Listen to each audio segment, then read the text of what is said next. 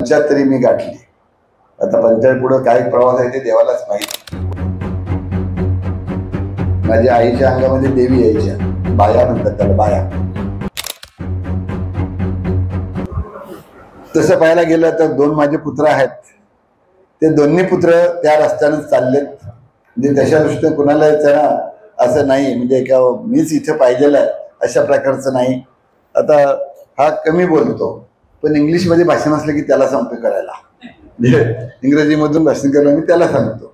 आणि तो तर आता याच्यापेक्षा लहान आहे तो, पण तरी देखील त्याचे वर्गातले तिथले टीचिंग करतोय, काय करतोय, भाषण बिष्ण जे आहेत ना ती आता दुबईला राहून सुद्धा तिथले सगळं तो करत होतो.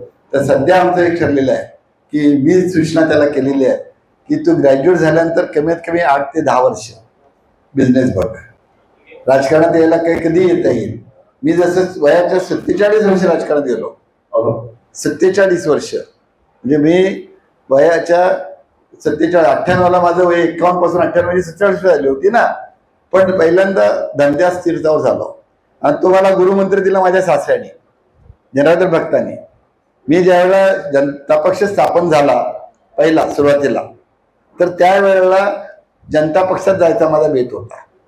त्याला जनता पक्षामार्फत या विधानसभेला पनवेलच्या सुरेश ठाकूर निवडणुकीला उभा होता. 78 साली सुरेश ठाकूर उभा होता. डॉक्टर गांधी ते काम करत होते. म्हणजे त्यांच्यावर मी पेनच्या मिटिंगला गेलो होतो. वायटी पण होता, एक 4-5 लोक होता मी. पण तिथे गेल्यावरती जाऊन आलो वगैरे आणि मग आमच्या सासऱ्याला मी सांगितलं, सासरे जिल्हा परिषदेचे एका पक्षाचे. मग ते त्यांना सांगितलं ही निवडणूक लागली, मी जनता पक्षात उभा राहतोय. तर नाही तसं नाही करायचं, तुम्हाला उभं राहायचं असेल ना तर मी नाही राहत, शेका पक्षात तुम्ही राहा. तर असं नको, तुम्ही त्यावेळेस निवडणुका एकत्र होत होत्या, म्हणजे पंचायत समिती आणि जिल्हा परिषद एकाच वेळा व्हायची. मी सांगितलं तुम्ही झेडपीला उभे राहाल तर मी पंचायत राहतो, तुम्ही पंचायत राहाल तर मी झेडपीला राहतो. जरा नवीन शिकलेलं तरुण होतो, थोडं हे होतं, उद्योगात थोडं बऱ्यापैकी आलेलं होतं. पण त्यांनी त्यावेळेला काय केलं, नकार दिला. आणि त्याच्यामुळं मी म्हटलं आता सासऱ्यांनी सांगितलं की तुम्ही पहिला धंदा करा, इतक्यात नको, नंतर काय बघता येईल तुम्हाला. आणि मी तो मंत्र ऐकला, त्यांचा सल्ला तो ऐकला आणि त्याचा फायदा मला आता झाला. त्याच वेळेला राजकारणात गेलो असतो तर कोंबेजलो असतो, बरं आहे ना. अकाळी हे आलं की काय होतं, फुल कोंबेजतो, तसं झालं असतं. त्यामुळे सासऱ्यांचा मला चांगला सल्ला मिळाला आणि मोठ्यांचं ऐकलं की थोडा फायदा होतो. चला हे वारकरी पंढरपूरचे वारकरी, त्यांच्याकरता मी मदत अगोदर केलेली आहे. त्यांची धर्मशाळा वगैरे आहे ना त्याच्याकरता. इथं देहू आळंदीचे जे वारकरी आहेत त्यांच्याकडे मदत केलेली आहे. ज्या ज्या वारकरी या आषाढी असेल, कार्तिकी असेल किंवा याच्यातून जातात त्या जवळजवळ ज्या पनवेलवरून ज्या दिंड्या जातात त्यातले 90% पेक्षा जास्त वारकरी दिंड्या माझ्या येतात दरवर्षी. एकदा दोनदाच नाही, गेली 15-20 वर्ष विचार त्या लोकांना. आणि कुणी आलेला विनमुख माणूस जात नाही. 5,000, 10,000, 20,000 म्हणजे अशा पद्धतीनं जमेल देवळा करतात. माझ्या मोठ्या देणग्या असतात, 2 लाख, 5 लाख, 10 लाख अशा प्रकारचे असतात. आणि अजूनही त्यांनी वारकऱ्यांनी ठरवलं की तिथं काही करायचं असेल तर लाखात सोडून द्या, कोट्यात मदत करेल मी. तर ते प्रपोजल बाहेर झालं तर लाखात सोडून द्या, कोटीत सुद्धा मदत करायची माझी इच्छा आहे. पण आतापर्यंत जे काय आलेत ते देवळ बांधतोय, हे करतोय, ते करतोय, ते 1 लाखापर्यंत 5 लाखाच्या आतपर्यंत साधारण आलेत. मोठे काही जास्त अजून आलेलं नाहीत. पण असं जर काही घेतलं तर आपण ते करत असताना पक्ष आणि शेवट मला ते प्रशांत ठाकूर सुद्धा, प्रशांत नाव नाही घेतलं पण प्रशांत त्या भावनेच वागतोय. त्याच्या फॅमिली करता तो वेळ देत नाही, त्याच्या घराकरता तो वेळ देत नाही, पण पक्षाकरता राहावं जातोय. आणि पक्ष जो आहे तो देश विकासाच्या दृष्टीनं कार्यक्रम ठेवतोय. तर त्या कार्यक्रमात तो अगदी हिरीनं झोकून देऊन काम करतोय. मला त्यामुळे समाधान आहे. त्यांनी थोडंसं म्हणजे स्वतःकडच्या तब्येतीकडे लक्ष द्यावं, थोडं हे ते करावं मलाही वाटतं. पण आता काही जरी झालं तर आज आपल्याला वाटतं मग हे झालं सगळं, ते झालं परत हे नाही झालं, ते नाही झालं. ही खरी गोष्ट आहे. ज्या आपल्या अपेक्षा आहेत त्या अपेक्षेपेक्षा 50% तरी अपेक्षा पूर्ण होतात की नाही मला समजत नाही. बरे भाजप सत्तेवर असला तरी पण ज्या काय होतात त्या भाजपच्या नेतृत्वाखाली चांगलं चाललंय. इतकं काम बाकीच्या होऊ शकत नाही. आज जगामध्ये दाखवून दिलं आपण की आम्ही घाबरत आमच्याकडे 60 असतील 70 असतील, तर नंबरला माझी गाडी नंबरला लागते. काम माझं आहे म्हणून माझ्या कामाकरता मी पहिल्यांदा माझी नाही, तर त्याप्रमाणे जास्तीत जास्त लोकांच्या डंपर घेणं, कामावर हे करणं, म्हणजे आपण आपल्यापुरतंच काय बघायचं हे धोरण आहे आपल्याला. आणि ते मला कधी काय झालं समाजामध्ये मान द्यायला, कुठल्याही गावाला गेलो, पुंड्याला जा, नवरला जा, कुठे इकडं जा तिकडं जा, म्हणजे जे मी ज्या पक्षात होतो त्या पक्षाचं नसेल ते गाव, सरपंच वेगळ्याची काय असेल, पण त्या गावाला देवळाला मदत करायची, कलर करायचं आहे, सगळं जे असेल करायचं, त्या लोकांना कामावर घ्यायचं, हे सगळं केल्या कारण जे स्थानिक माणसाला तुम्ही सामावून घेतलं, सहभागी करून घेतलं, तर तुम्हाला अडथळा येत नाही. हे तत्व जे आहे की नाही हे मला मिळालं, आपलं माझ्या डोक्यात मी ठेवलं ना, ते मला फार उपयोगी पडलं. शरद पवार त्याच्यामुळेच आपल्याला म्हटलं की रामशेठने इतकं काम केलंय की रामशेठच्या कामाचा आम्हाला अभिमान वाटतो आणि कृतज्ञता व्यक्त करावीशी वाटते. म्हणजे शरद पवारसारखी माणसं म्हणतात आणि तसं म्हणतात. आता मला जर माझी कॉलर तशी ताटच आहे, पण मला हुरलून गेलेलं नाही. जितकं जमेल तितकं जास्तीत जास्त काम करावं अशी माझी अपेक्षा आहे. आणि त्या दृष्टीनं तुमच्या सर्वांच्या सहकार्यानं अजूनही समाजसेवेतली, शिक्षण क्षेत्रातली, आता राजकारणात मला काही करायचं नाहीये, पण शिक्षण क्षेत्रातली, समाजसेवेतली जिथे इथे संधी मिळेल. आता मी आणखीन एक काम सांगितलं. परवाच मी शिडकोमध्ये गेलो होतो. मी म्हटलं शिडकोकडे लोक गेले की म्हणतात मला रेसिडेन्शियल किंवा कमर्शियल काहीतरी जागा द्या. माझी 94 गुंठ त्या ह्याच्याजवळ जागा आहे, गव्हाण दासे रोडला. तर मी त्यांना सांगितलं की ही 94 गुंठ जागा आहे ना, ही एज्युकेशनल मैदान आणि देऊळ 4000 मीटर आपल्या शाळेकरता, 4000 मीटर ग्राउंड करता आणि उरलेली 1400 मीटर ही देवळा करता. इथं तुम्ही ते आरक्षण टाका. म्हणजे आपल्याला लोकांना हे आरक्षण की काहीच नाही ना. त्यावेळी मला तिथला एक अधिकारी म्हणाला काय, अरे साहेब म्हणे याच्याकरता तुम्हाला म्हणे 2.5 FSI मिळणार आणि रेसिडेन्शियल बांधकाम करायला मिळणार. म्हटलं मला ते फायदा नको आहे, तर माझं समाधान झालंय. पोरांचं पोरं बघतील, त्यांच्यामध्ये ते समर्थ आहेत.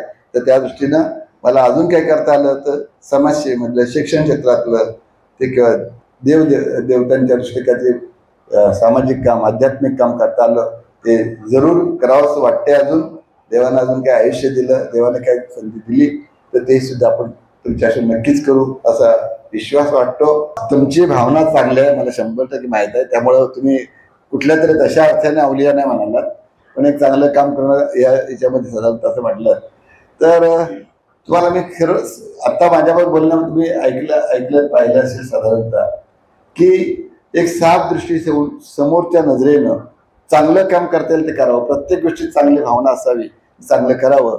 आता ह्या भावनेनं गेल्यानंतर जे तुम्ही काम करायला जाल त्याला समाज पाठिंबा देतो. म्हणजे समाजसेवेतला असो, राजकारणातला असो किंवा कसलं, समाज कुणाच्या मागे जातो की चांगलं काम चाललं नाही, हा माणूस चांगला आहे. आता खरं तर मी छोटासा माणूस होता, कुठंच नव्हतो, आणि अंतली साहेबांनी पुढे समोर उभं राहिलो तर त्यांना तेच वाटलं ह्याच्याकडे काहीच नाही आणि हा जेवढ्यांना मदत करतोय, हा खेळाकरता मुलांना मदत करतोय, हा ज्येष्ठांकरता करतोय, शाळांना मदत करतोय, मग हा खासदार जर झाला तर हा पैसे खाणार नाही. मूळ भावना काय, पैसे खाणार नाही.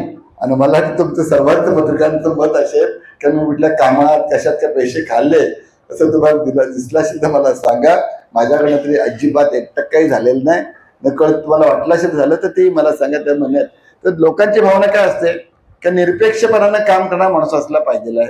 आता परवात पाहिलं आमचं भाजपचं राज्य आहे, स्मशानभूमीवर शिडको अतिक्रम करायला लागलं तर मी गेलो, 2 वेळा गेलो, 2 वेळा पोलिसांनी थांबवलं. कुणी म्हणणार आहे अरे आपलं सरकार आहे, सरकारकडे जाऊन काम करा. सरकारकडे म्हणतोय, सरकारची भूमिका चुकत नाही ना, केंद्राची ना राज्याची. मोदी साहेब सांगत नाहीत का गावकऱ्यांना नुकसान करा, फडणवीस साहेब सांगत नाहीत, पण अधिकारी वर्ग जो असतो ना कुठं तिथं इकडे समज हे तत्वज्ञान जे आहे त्या म्हणूनच परवा आता हे 3 दिवस आपल्याला कीर्तन महोत्सव ठेवलाय. बरोबर आहे ना, त्यांना पटलं बघा. कीर्तन महोत्सव म्हणजे काय, अध्यात्म. हो, अध्यात्म साधू संतांचा जो उद्देश आहे. आणि माझा सब्जेक्ट असा होता BA ला, म्हणजे प्राचीन संत वाङ्मयाचा इतिहास. माझा विषय काय होता, प्राचीन संत वाङ्मयाचा इतिहास. म्हणजे ज्ञानेश्वर, तुकाराम, एकनाथ यांनी जे काही सांगितलेलं आहे ते तत्वज्ञान माझ्या हृदयात आतमध्ये केलंय. वरती वरती नुसतं वाचन केलं परीक्षा इतक्या पुरतं नाही, ते माझ्यात झालेले संस्कार तर ते गेलेलं आहे. त्याच्यामुळं मला सगळ्या लोकांनी सांभाळून घेतलं. खरंच मी देवाचा आभारी आहे. एक गोष्ट अशी आहे की पहिली गोष्ट मला आईनं बाळाल्यानंतर कौल दिला. दुसरा एक कौल मला मिळाला जेव्हा मी खासदारकीला उभा राहिलो. निवडणुकीला खासदारकीला तर मला उभं करायचं ठरलं. डिसेंबर एंडला साधारणतः एन.डी. पाटील आणि यांनी सांगितलं रामकृष्ण नाही तुम्हाला उभं राहावं लागेल. आणि मी ताबडतोब त्या पद्धतीने पावलं टाकली. 1 जानेवारी नवीन वर्ष येतो. नवीन वर्षाच्या वेळी बॅनर लावले, म्हणजे याप्रमाणे लावलं. संक्रांत आले, तिळगुळ वाटपले, म्हणजे आचारसंहिता सुरू व्हायच्या 2 कामं मी केली आहे ना. त्याच्यानंतर त्यावर फार्मरला गेलो. एकविरा आईकडं कौल मागितला, हिने कौल दिला मला. ते बघा देव धर्म सर्व माझ्या मागं टाकपणा बाबा. आईनं कौल दिला, माझ्या ह्या आईनं स्वतःच्या आईनं दिला आणि एकविरा आईनं सुद्धा मला कौल दिला. ते 2 वेळा कौल मला दिला. ते देवाचा कौल, देव सुद्धा देवी सुद्धा माझ्या पाठीची ठामपणा राहिलेला आहे. हा आता याच्यामध्ये 74 वर्षात राबून गेलंय, बरंच राहिले. जे काय सगळंच काय झालं अशातला भाग नाही. म्हणजे शिक्षण क्षेत्रात मी केलं, मला समाधान आहे. शाळा कॉलेज CBSE लॉ कॉलेज वगैरे सर्वच केलं. पण शिक्षण क्षेत्रात केलं, समाजसेवेत केलं. मला वाटतंय असं क्वचितच एखादा गाव असेल की तिथे माझी काही मदत पोचलेली नाही.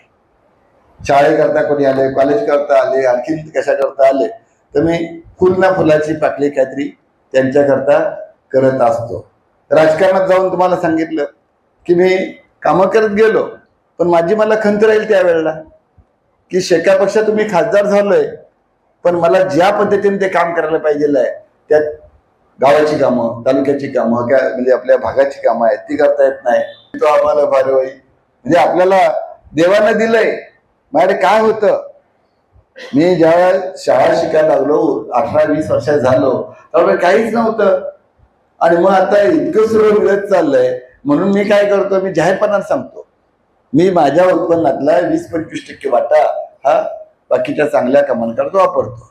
सर्व वापरत नाही, इतका मी थोडा स्वार्थी आहेच. म्हणजे आपल्या पुरतं काहीतरी, कारण रामदासांनी सांगितलंय आधी संसार करावा नीट का आहे ना. त्याच्यामुळे आपल्याला थोडस आपलं सांभाळून मी करतो, पण अप्पल पोट्या नाही. जसे ज्याला अप्पल, आता बघा त्यांनी घरातला हात घातला काय हरकत नाही, बरोबर आहे. लग्न झालं असं की अनपेक्षित झालं. म्हणजे मी हायस्कूलला गेलो त्यावेळेला हायस्कूल करता शाळेत भगत साहेबांनी जे करमवीर राणांची संस्था भगतसाहेब ND पाटलांच्या आशीर्वादानं देवाची आमच्या गावात सुरू झाली आणि ती जनार्दन भक्तांनी केली. जनार्दन भक्तांची शाळा सातारा कॉलेजवरून मी शिकून आलो, BA झालो. इथून हायस्कूलला शिकलो ना गावात, आणि मी कॉलेज झालो. मग भगतसाहेबांचे नेते वडील पण त्यांचे शिष्य, काका माझे त्यांचे शिष्य, आणि त्यांनी एक हायस्कूल काढलं, मला शिकवलं, मी साताराला शिकून आलो. आणि आत्ताचे माझे सासरे म्हणूया आपण भगतसाहेब आहे की नाही, तर त्यांचं लक्ष माझ्याकडे गेलं की आता आपल्या मुलीला जर वर पाहिजे असेल, नवरा पाहिजे असेल, तर हा पोरगा तिकडे सातारा जाऊन शिकून आलेला आहे ना, तर याला आपली मुलगी द्यावी. ती एक तर 9thला मी 11वीला, पूर्वी ते 11वी म्हणजे जुनं 11वी होतं, म्हणजे SSC नव्हतं. आमची शेवटची बॅच असेल ती. पण त्यावेळी ती शाळेत होती, पण ती कुठंच काय बोलतच नव्हती, शब्दही काढत नव्हती, त्याचा आवाज आहे. तिची ते एक गोष्ट दुसरी भारीच आहे. तिची एक गोष्ट अशी भारी आहे का बघ, तशाप्रमाणे लग्न झालं, म्हणजे आता ठरलं ना, लग्न झालं. लग्न आम्ही पनवेलला आलो. पनवेलला आलो, तिला हॉटेलमध्ये गेली, आदर्श लॉज आहे ना, तिथे घेऊन गेलो.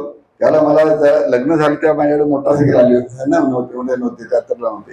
पण ते हॉटेलला गेलो, लस्सी मागवली, घे लस्सी. ते पहिलाच तयार नाही, लाजत होती. लस्सी प्यायला पण लाजवते हॉटेलला आल्यानंतर. इतकी अबोल, इतकी याच्यातून तिला सांगून का तुम्ही कुणी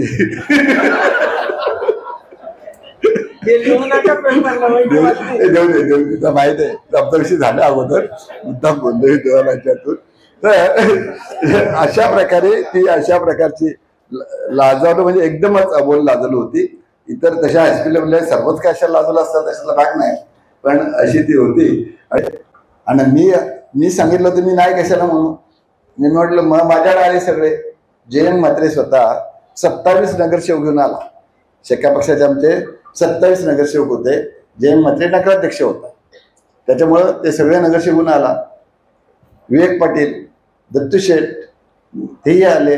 त्यांनीही सांगितलं. म्हटलं नाही आता मला एक गोष्ट अशी आहे की आपल्याला काय वाटत नाही की शेका पक्षात कुठं राजकारण चालू ठेवा म्हणून. तर मी गप्प बसतो. पण गप्प बसायच्या ऐवजी थोडं आमची चर्चा झाली. मार्केटला 2-3 मीटिंग झाल्या, माझ्या घरी झाल्या. आणि मग शेवटी एक मीटिंग घेतली मार्केटला. दत्तू शेठ, विवेक पाटील सगळेच होते. आणि तिथे मला नाही भाऊ शेका पक्षात राजकारण करावं असं वाटत नाही आहे, तर माझा मी विचार करेन. माझा विचार झाल्यानंतर मी विवेक पाटील म्हणाले की त्यांचं मत असं 2-3 वर्ष ते असं दाखवत आहेत की आता शेका पक्ष बस झालं, शेका पक्ष बस झालं, त्यामुळे ते काय राहणार नाही. सगळ्यांची विनंती करून झाल्यानंतर त्यांच्या लक्षात आलं की रामशेठ आता शेका पक्षात राहणार नाहीत. आणि त्याच्यामुळं मार्केट रूममधून बाहेर पडलो आणि विवेक पाटील माझ्या खांद्यावर डोकं ठेवून म्हणाले, रामशेठ आपण भेटत जाऊ, बोलूच जाऊ, म्हणजे याच्यातून काय नाट्य झालं ते याच्यातून म्हणजे भावनिक आपल्याला ज्याला म्हणतो ना दोस्तीमधली भावना. त्यावेळेला मी, विवेक पाटील, जयंत म्हात्रे आणि चंद्रशेखर असे 4 खास जीवाभावाचे मित्र होतो. म्हणजे तर त्याच्याच मला आनंद मिळतो. म्हणजे कामामध्ये असलो की मला ताण भूक हरपली म्हणतो ना, तसं ताण भूक हरपली जाते. काही अजिबात कसली आठवण येत नाही आणि त्याच्यामध्ये मग कधी वेळ गेला हेही समजत नाही. हे मलाच नाही सर्वांचं असं असतं, पण कामामध्ये इंटरेस्ट घेतला तसं असतं. त्याच्यामुळे आपण कामामध्ये इंटरेस्ट घेतलं तसं मिळतं. मला ते समाधान मिळतंय. म्हणजे अशा प्रकारे आज सुद्धा 75 मी गाठली. आता 75 पुढं काय प्रवास आहे ते देवालाच माहीत. पुढं आहे नाही, कुठं थांबते गाडी, अचानक थांबते. खरं तर अचानक थांबलेलीच बरं वाटेल. ते कुठे अंतराळ पडून राहण्यापेक्षा अचानक कुठे गाडी थांबली तर उलट त्याला फार चांगलं असतं. हसत खेळत जाणं, काय वरती सुद्धा देवाकडे जातात हसत खेळत जाणं. तर अशा प्रकारे कधी सांगता येत नाही, पण तोपर्यंत जमेल तितकं आपण काम करत जायचं. लोकांच्या करता करता समाजाकरता करायचं. आणि कशा प्रकारचं काम काय आहे त्याचं जजमेंट तुम्हीच देऊ शकता. खरं तर पत्रकार जे आहेत आमच्या जीवनामध्ये प्रत्येकाला वाटतं मी चांगलं काम करतोय, मी फार चांगला आहे असं, पण शेवटी तो कसा आहे का आहे ते समाजाने ठरवायचं असतं. पुन्हा आणखीन आमचे दोन्ही मुलांची मुलं, प्रशांतची 2 मुलं, परेशची 2 मुलं, ती आता ग्रॅज्युएट एक जण झालं, दुसरं कॉलेज आता जातोय ज्युनियर कॉलेजला. परेशचं पण सुद्धा एक दुबईला आता त्याचं झालं, आता लंडनला जातोय. म्हणजे एकंदरीत फॅमिली लाईफ सुद्धा आपल्याला चांगलं मिळालं. येत असतात प्रत्येकाला आपल्याला झगडत जावं लागतं. बरीचशी आपले उदाहरणं आहेत की गरिबीतून जाऊन रस्त्यावरच्या लाईटमधून शिकून सुद्धा मोठमोठे आपले नेते झालेले आहेत राष्ट्रात. म्हणजे अब्दुल कलाम सारखे हे पण झालेले आहेत. अब्राहम लिंकनचं नाव देतो आपण, अशी बरीचशी नाव आपल्याला घेता येतील. आणि म्हणून आपण कोणी गरीब होतो, मला काहीच जमत नाही, रडत न बसताना आपण प्रयत्न करत जाणं हे जास्त महत्त्वाचं असतं. आणि त्याच्याबरोबर जितकं जमेल तितकं आपलं करता करता इतरांना मदत करावी ही जर भूमिका घेतली तर आपण जीवनात यशस्वी होतो. देवानं माझ्या वाट्याला ते दिलं. मी खासदार झालो एकदा सोडून, दुसऱ्यांदा तर माझ्या आणखीन पाळी आली. आमचेच नेते दीपा पाटील साहेब त्यांच्या विरुद्ध पुन्हा मला निवडणूक खासदारकी लढावी लागली. तिथे लोकांनी लहानशा पोराला, म्हणजे मी लहान मुलगा त्यांच्यासमोर बघायला गेला होता, तर मला जिंकवलं आणि पाटील साहेब सुद्धा हरले. त्यांना झालं. मग नंतर मात्र मी ठरवलं, म्हटलं दिल्लीची हवा म्हणजे हवा नुसती खराब नव्हती, पण तिथं आपलं फक्त इतकं मोठं सभागृह, इतके 543-45 खासदार लोकसभेतले सर्व देशातले हे चालायचे. आणि त्याचा जो मोठा पक्ष असेल ते त्याला आपली मतं मांडायला त्याचे जास्त वेळ, सत्ताधारी पक्षाचे किंवा मुख्य विरोधी पक्ष त्यांचे असेल त्याचे, तर त्यांना जास्त वेळ. आणि आम्ही आपला अपक्षच मोजले जातो. तसे का पक्ष पण अपक्षच मोजले जात होतं. त्यामुळे विशेष काय नाही, ज्या ज्यावेळेस संधी मिळाली त्यावेळेला रेल्वेचे असतील, असं असेल ते विषय मांडले. बऱ्याच वेळा मला मग प्रश्नोत्तराच्या तासामध्ये संधी मिळत होती, कधी आपल्या शून्य प्रहारामध्ये त्यावर संधी मिळत होती. पण विशेष असं त्या याच्यामध्ये जास्त संधी नव्हती. पण त्यातून सुद्धा खासदारकी म्हणून चांगलं काम केल्यावर सुद्धा वाटायला लागलं की इथं आता काही गोष्टी ज्या होत आहेत, वादळ आलं, मच्छीमारांच्या होड्या उडाल्या, हेच झालं त्याच्यातून. पण आपण आपलं बोलतोय भांडतोय हे व्हायला पाहिजे, ते व्हायला पाहिजे. पण तिथे एका खासदारचं चालत नाही, 2-4 पण नाही चालत. तिथे ज्यांचे 10-20 खासदार आहेत ते त्यांना जरा थोडंसं चांगलं हे असतं. आणि आमचा पक्ष तर शेतकरी कामगार पक्ष, एकूण एक खासदार. म्हटलं आता हे काय करण्यापेक्षा आपल्याला शाळा कॉलेजकडे लक्ष देऊया. तर तो काय करायचं होतं, ज्यावेळी मी शाळा कॉलेज शिकलो, मी BA झालो, B.Ed झालो. आणि मग मला काय वाटलं होतं, आपला पनवेल तालुका आहे, आता तालुक्यामध्ये मेन नेते कोण, देबा पाटील साहेब, दुसरे कोण दत्तू शेठ आणि आपल्या भगत साहेब, तिसरे कोण तिकडे उरला वाजेकर शेठ. म्हटलं आपल्या तालुक्यात आपण या तिघा चौघांच्या बरोबरची संधी मिळाली पाहिजे. त्या तालुक्यातला 3रा-4था नंबर असावा ही आपली फार पडतं अपेक्षा. आपली म्हणजे मोठी काय अपेक्षा नव्हतीच आपली, पण खासदार म्हणजे अख्ख्या जिल्ह्यातला 1 नंबर म्हणूया आपण. सर्व जनतेतून निवडून आलेला तो खासदार असतो ना, म्हणजे प्रथम नागरिक ज्याला म्हणता येईल अशा तसं म्हणतात. ती संधी मिळाली आपल्याला. म्हणजे अशा प्रकारे आयुष्यामध्ये आपलं हेतू चांगला असला, आपलं लक्ष जर सुंदर असलं, चांगलं असलं आणि काम करताना आपण दुसऱ्या शक्यतो त्रास न देता चांगली कामं करत जावी, जितकं उपयोगी पडत्या लोकांच्या तितकं उपयोगी पडावं. आता बंधारामध्ये सवय होती, अनुभव होता, त्याच्यामुळे मी गेलो, 10,000 रुपयाचं काम घेतलं, 10,000 रुपयाचं कॉस्टिंग आणि जे मटेरियल काम तशाच दिलं. आणि एक पांडुशेट होते, ब्लू स्टार जे कंपनी आहे ती, त्यांना 10-12,000चं काम असं. म्हणजे मी पहिले 3 कॉन्ट्रॅक्टर पनवेल उरण तालुक्यात त्या भागामध्ये 10,000चं काम घेतलं. आई वडिलांचे दागिने घेतले, गंठण, बोरमाळ, गळ्यातली चेन वगैरे, अंगठ्या. रतनशेठ बाकी आपले पनवेलला पेढी, तिथं गहाण ठेवले, 5,000 रुपये मिळाले आणि उद्योगात पडलो. आई वडिलांचं झालं, आता उद्योगात टाकायचं की नाही, जायचं की नाही, सरकारी नोकरी कशी सोडायची. आपल्या प्रत्येकाच्या मराठी माणसाच्या घरामध्ये हा प्रश्न येतोच. सरकारी नोकरीसाठी उद्योगात पुढे जातोच, नाही झालं तर मरशील. पण त्यावेळेला मला एक चांगलं साथ मिळाली. माझ्या आईच्या अंगामध्ये देवी यायच्या, बाया म्हणतात त्याला, बाया यायच्या, देवी यायच्या. आणि त्याप्रमाणे आईच्या अंगात बाया आल्या, देवी आली, आम्ही कौल लावला की नोकरी सोडून धंद्यात जायचं का काय करायचं. आज मला कौल मिळाला. बघा, देवसुद्धा आपल्या पाठीचं, देवी आपल्या पाठीशी असतं. कौल मिळाला आणि मग मी नोकरी सोडली आणि उद्योगात गेलो. म्हणजे अशा प्रकारे एक उद्योगात जाताना सुद्धा धाकधूक होतीच. मग ते 10,000चं काम केलं, मग 20,000चं काम केलं, मग 53,000चं काम केलं. अशी थोडी प्रगती करत करत जाऊन आता मी कोट्यवधी रुपयाची कामं घ्यायला लागलो. त्याच्यानंतर पुन्हा मग हायस्कूलला गेलो. गरिबी आपल्या 5वीला पुजलेली होती, बऱ्यापैकी होतं की जेवण मिळत होतं. जेवणासाठी जास्त आटापिटा करावा लागत नव्हतो. पुढे त्यांनी धंदा करत होतो. पॅन्ट एकच अशी मला वाटते, 2 पण नसते. आणि मग सुट्टीच्या दिवशी रविवारच्या वेळेला वडिलांचा लंगोटी जे असते, रुमाल मच्छीवर कोळ्यांचा असतो बघा, तो नेसायचा आपण आणि पॅन्ट धुवायला कोपरच्या तळ्यावर जायचं. म्हणजे 51 सालचा माझा जन्म नशिबवान आहे मी. स्वातंत्र्य मिळालं, प्रजासत्ताक भारत झाला 26 जानेवारी 51ला, बरोबर आहे. आणि त्याच्यानंतर 2 जून 51ला माझा जन्म झाला. म्हणजे त्यानंतर नशिबवान आहे. मग त्या ह्याच्यातून साधारणतः 51 पासून ते प्रवास करताना 63 साली नावाखाली तिथं राहणं आवश्यक झालं. शिवाजीनगरला आलो. गव्हाणमध्ये एक शिवाजीनगरमध्ये नवीन वसाहत बसवली 63-64 साली. 7वी गव्हाणला झालं. 8वी ते 11वी ND पाटील करबीरांची संस्था जी आहे ती आमची संस्था, देबा पाटील, पाटील, ND पाटील यांच्या आशीर्वादी हायस्कूल आलं.